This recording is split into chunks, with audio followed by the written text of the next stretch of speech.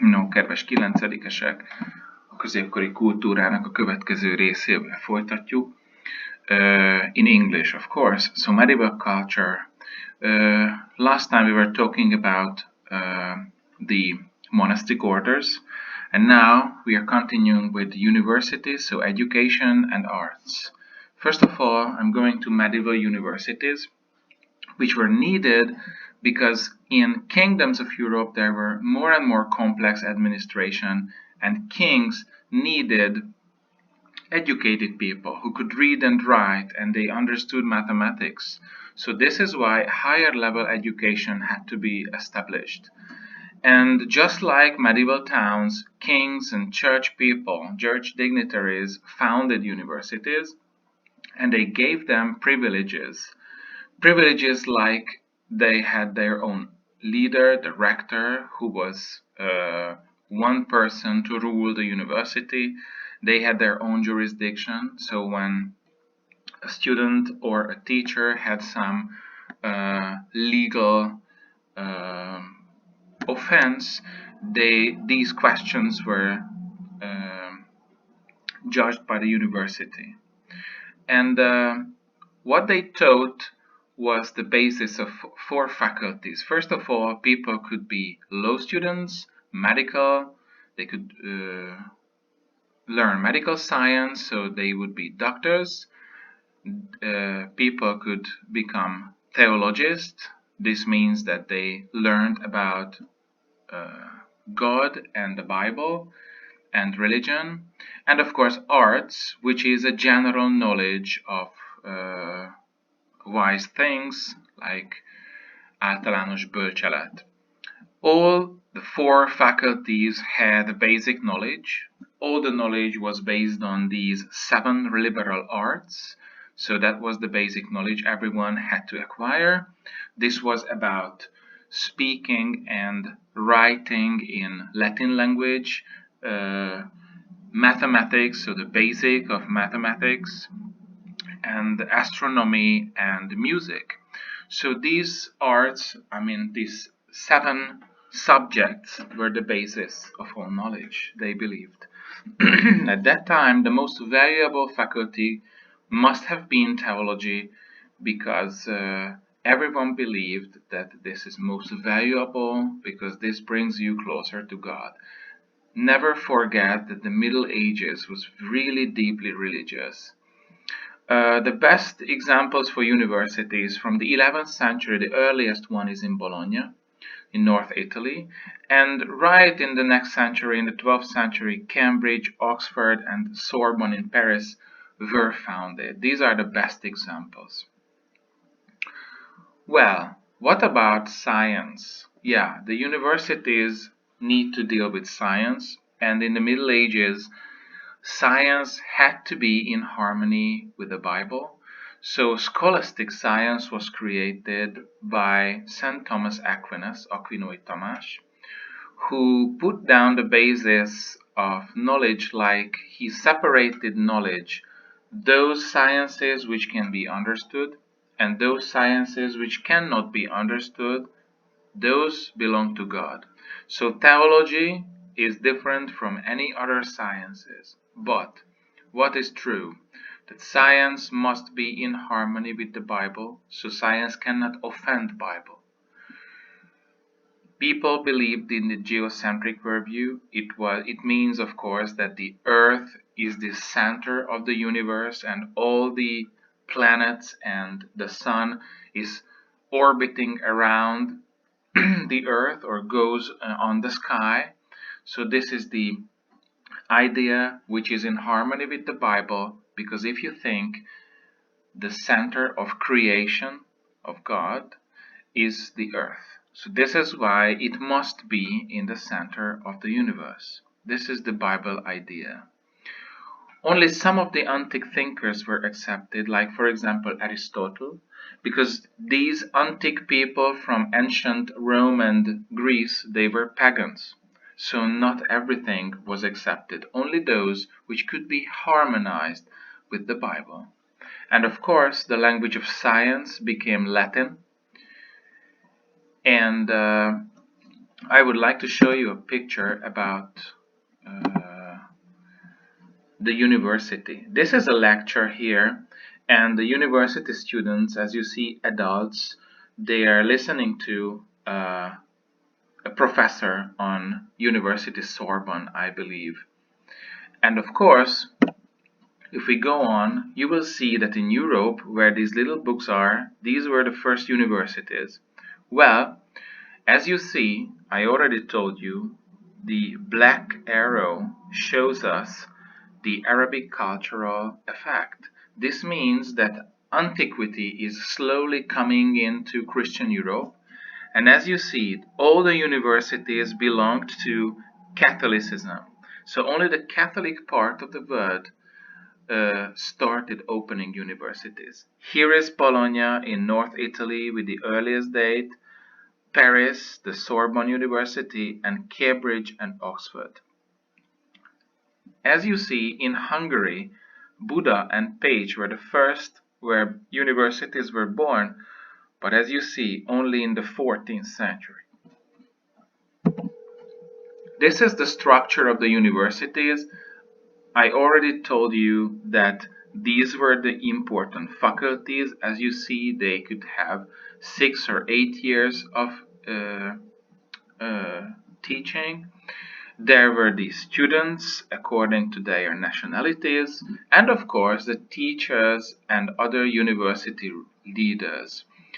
Just like in the medieval towns, they had their privileges here around, like free education and jurisdiction, and they could choose their own leader. I think that's all we have to know about medieval universities. Let's go to medieval arts. This is quite important because you will have to be able to recognize artistic styles in the érettségi, for example. First of all, we are talking about Romanesque style, Román stílus in Hungarian. From the 11th, 12th century, you will find that fortress-like, strong buildings, thick walls.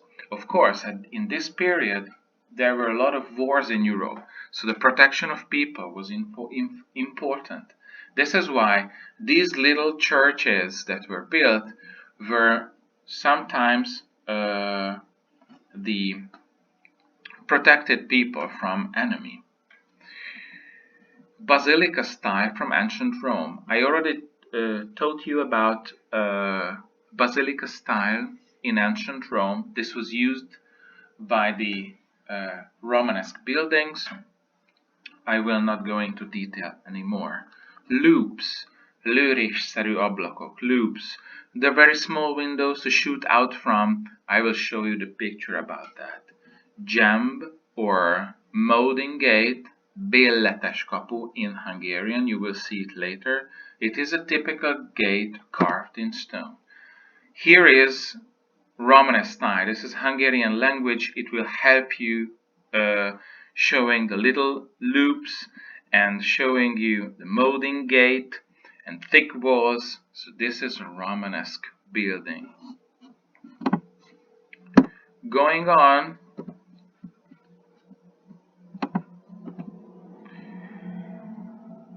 another molding gate or jamb. Let's go to Gothic architecture, 13th, 14th century. It's coming from France. It's an invention of France. High, fragile buildings, so it's not thick walls anymore. We have thin walls now. There are nice pillars and buttresses holding the weight of the building. So the támívek és támpillérek, they help to keep the building's structure. Pointed arch, csúcsívek. Huge, colorful stained glass windows.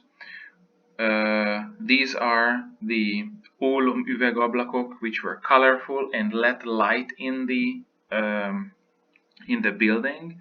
Light comes in, and this means that God is in the building.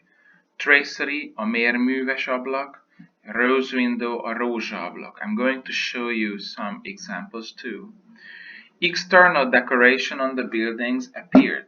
There were very nice statues, gargoyles, I hope everyone knows this, vízköpők, and little towers which don't have a function, but they are really nice. Ezek a kis tornyocskák, fiatornyok.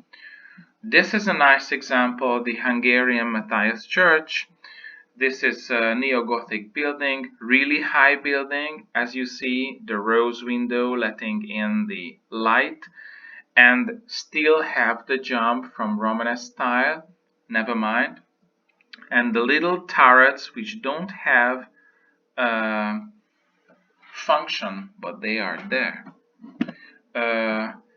These are called the buttresses and flying buttresses. Ezek az évek, támívek. They keep the building and they keep the weight of the building to make it really high. Itt van egy little tower. This is a little tower we call this turret, which don't have a function. Okay? I go on and you will see the beautiful Canterbury Cathedral. This is also a Gothic building, going very high, huge windows as I told you, and this is a basilica as well. High central nave and two side aisles on the both sides which are shorter. Look at that, pointed arch, csúcsívek. This is also the interior decoration. These are keeping the huge weight of the building on the columns or colonnades. This is the difference. A huge Gothic cathedral with a lot of light and very high.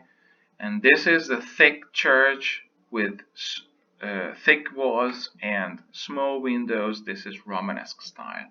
You have to be able to feel the difference. Okay, and the last thing, Renaissance art, which is really different.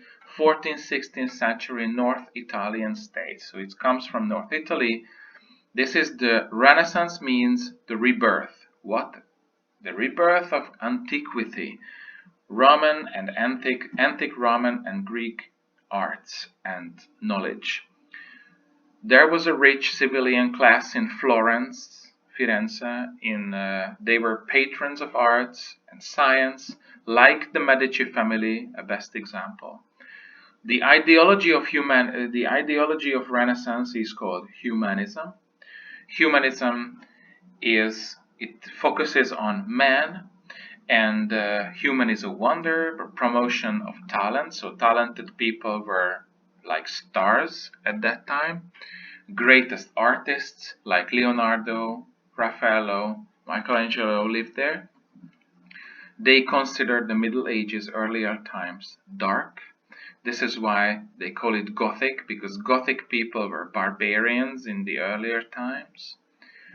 Church ideology lost importance, so there was church and they were great patrons of art, but there were also new topics in arts, like pagan topics. I'm going to show you later.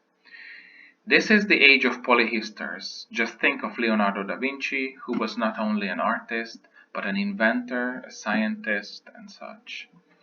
In this period, vertical buildings and palaces were built. Renaissance palaces, I hope everyone has seen. The greatest, we have Raffaello, Leonardo da Vinci, and Michelangelo. Sorry, this is not Raffaello, Dante Alighieri. I thought it was only painters.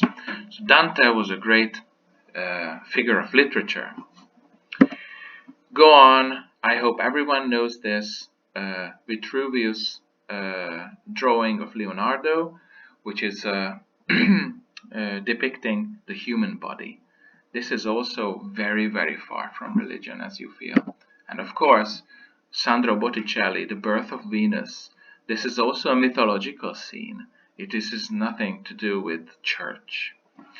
And of course, the basis, where Renaissance was coming from is Florence, the beautiful Florence, and this building, the Santa Maria del Fiore, the church, the Basilica of Florence, and the first dome that was built. So dome was born in the Renaissance, Filippo Brunelleschi was the first person who could build a dome which didn't collapse. So that's it. Mi a feladatod? Készíts ebből is jegyzetet. A tankönyv segítségével itt van a tankönyvben, hol találod meg. Fel kell tudnod ismerni ezeket a stílusokat kép alapján, ezért beszéltem róluk egy kicsit hosszabban. És a tankönyvben is megtalálod a forrásokat és a különböző képeket, amelyek segítenek neked ebben. Jó munkát kívánok mindenkinek!